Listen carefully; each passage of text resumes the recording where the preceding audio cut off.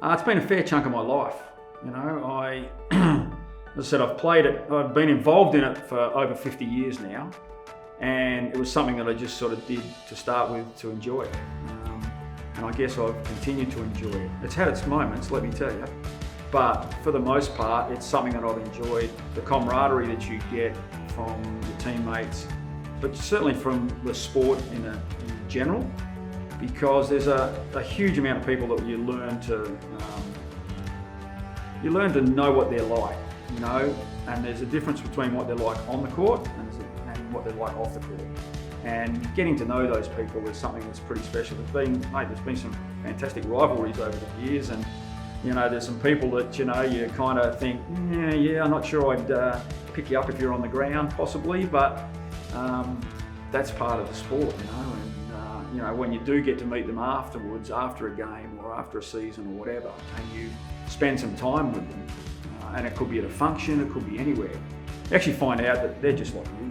They're just competitive, they want to win, and you know, they're actually pretty good people. Yeah, so back then was unreal. I started actually as a 16-year-old, 16, 17, I broke into the district competition. Back then it was Division 1, which is effectively the SBL level, and then there was Division 2, 3 and 4, which was D-League, and then 20s, and you know, that's kind of how it sort of looked. And I was playing in the SBL competition at that point as a 16, 17-year-old. And I had a lot of older guys there that were kind of looking at me going, who's this young fella coming up here thinking he can play?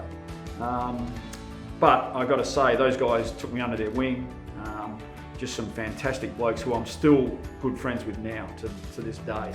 And you know, they always looked after me, you know.